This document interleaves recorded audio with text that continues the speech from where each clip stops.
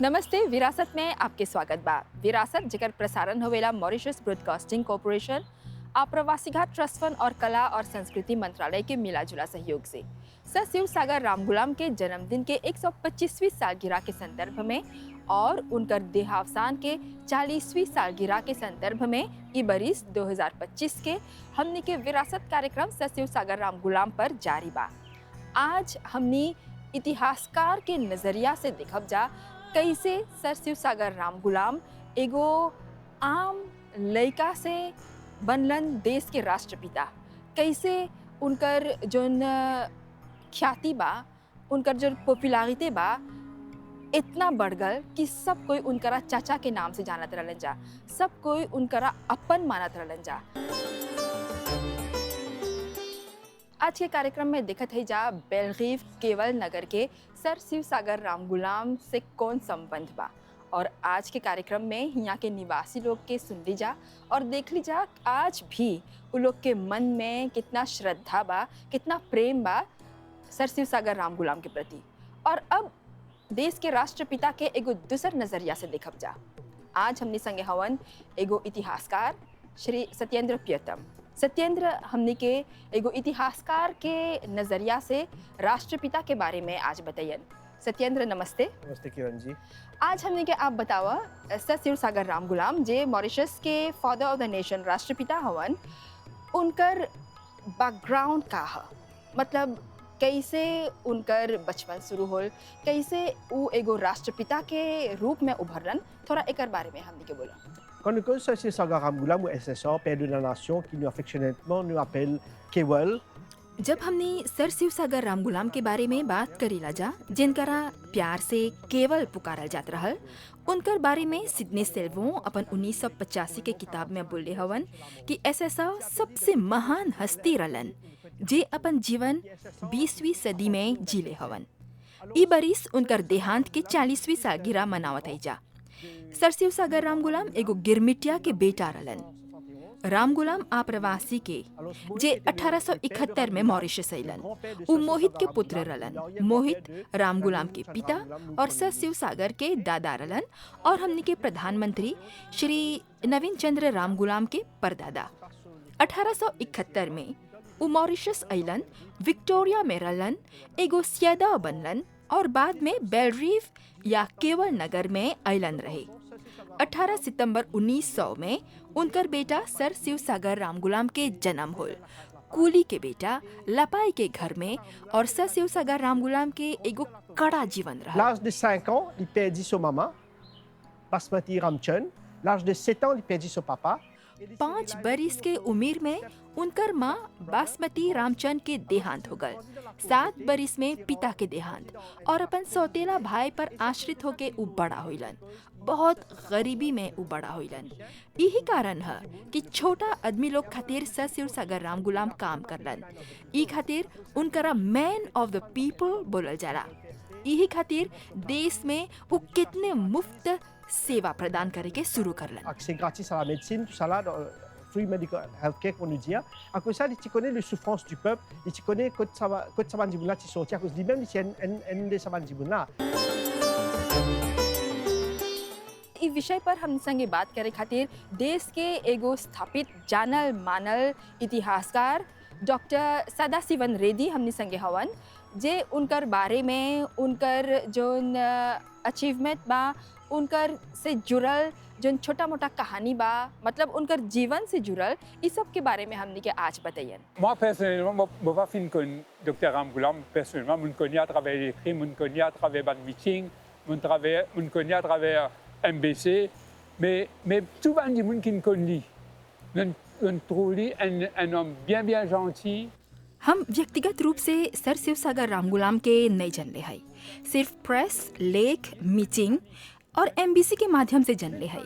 लेकिन जितना कोई उनकरा करीबी से जानले हवन सा, बोलेलन सा कि वो एगो बहुत सज्जन पुरुष के रूप में उनकरा जानले हवन सा, जिनकर दिल में सब कोई खातिर प्यार और ममता रहल, उनकर में इंसानियत रहल। जब वो लड़का रहल तब भी एगो लड़का बोलेला कि एक दिन केवल पत्थर चलेलक त एगो छोकरी के चेहरा पर चोट लगल।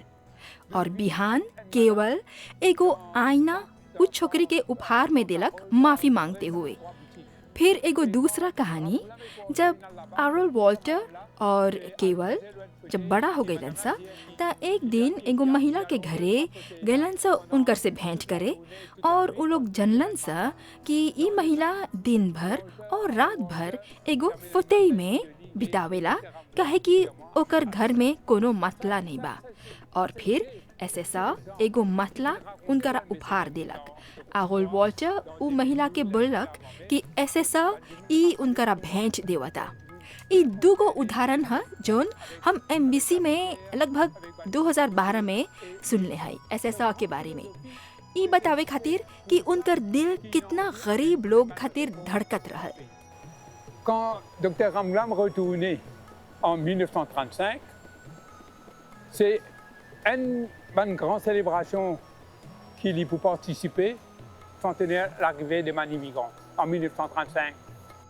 जब डॉक्टर रामगुलाम 1935 में वापस अइलन त जोन सबसे बड़ा समारोह में भाग लेलन उ रहल भारतीय शर्तबंद मजदूरी के आगमन के 100 बरिस के समारोह।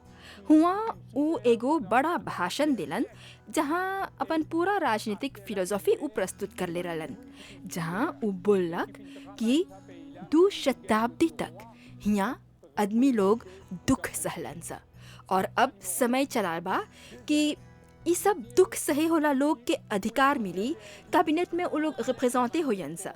दूसरा उ बोलन कि हिंदू समुदाय खातिर चाहेला सुधार आने के, कुछ बात चाहे बगल में हटावे के, परंपरा में चाहे सुधार आने के। तीसरा पॉलिटिकल लीडर्स लोग के चाहे अपन राष्ट्र के सेवा करे के, नहीं कि अपन खुद के सेवा। Et puis dans ce l'article qu'il finit d'écrire. Et il dit aussi que tout le monde doit Maurice bien coopérer, bien l'unité pour l'avancement du pays. Alors, il y a deux ou trois grandes réformes qui changent. Première affaire, l'isolé, comment tout le monde avant lui donne envie d'être représenté dans le conseil. Qui est les gens de couleur, qui est les partis travaillistes, de tout peut demander une représentation de la population dans le conseil.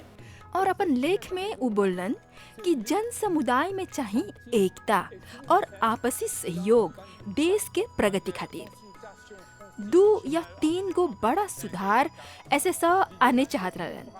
पहला तो ई कि उनकर से आगे जैसन इंसान कौंसेई में रिप्रेजेंटे होयन सा, और चाहे उ कॉलेज पीपल रही, लेबर पार्टी रही, सब कोई कौंसेई में जनता के रिप्रेजेंटेशन के मांग करत हवन सा। ई कारण उ खुद ऑकेचिल और श्रीनिवासन 1945 और 46 के कंसल्टेशन कॉन्स्टिट्यूशनल संवैधानिक सलाह मशवरा में सुफ्राज यूनिवर्सल के मांग करलन। सुफ्राज यूनिवर्सल के मतलब है कि देश के हर व्यक्ति के चाहिए वोट के अधिकार पावे के, लेकिन 1945 में ई नहीं मिलल। फिर भी संघर्ष शुरू हो गल रहल, बहुत बड़ा संघर्ष सुफ्राज यूनिवर्सल पाए खातिर।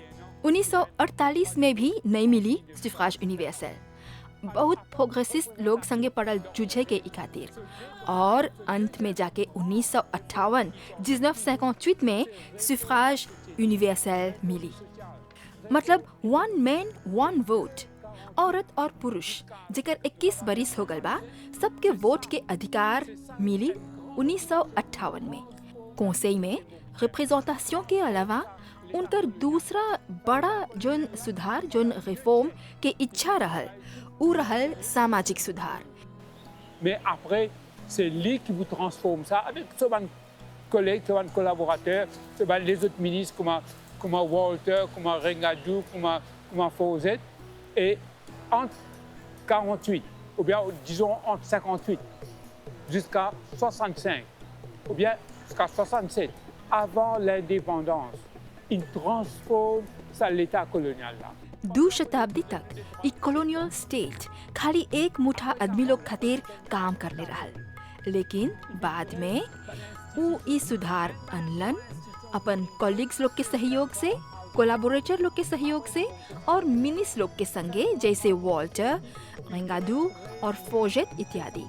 और 58 से 67 तक l'indépendance से आगे एक कॉलोनियल स्टेज के ट्रांसफॉर्मे करा गया, जैसे कि सिक्लोन एलेक्स कैरोल के बाद सेंट्रल हाउसिंग अथॉरिटी के गठन होल, सबसे बड़ा इंस्टीट्यूशन जोन उ स्थापित करलन। दूसरा Mauritius housing authority. Central housing authority 13,210 घर बनवैलक उ बखत के आदमी लोग खातिर।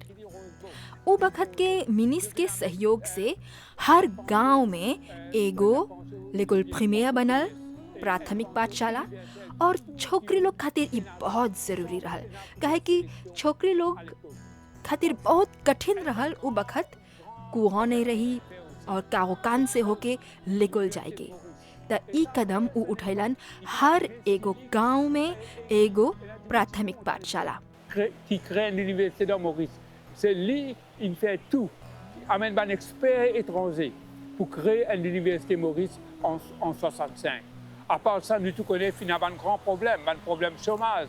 एक्सपर्ट étranger लोग के अनलन ई यूनिवर्सिटी मोरिस बनावे खातिर 1965 में। एकर अलावा कितने समस्या रहल, बेरोजगारी, स्वास्थ्य सेवा और बहुत समस्या।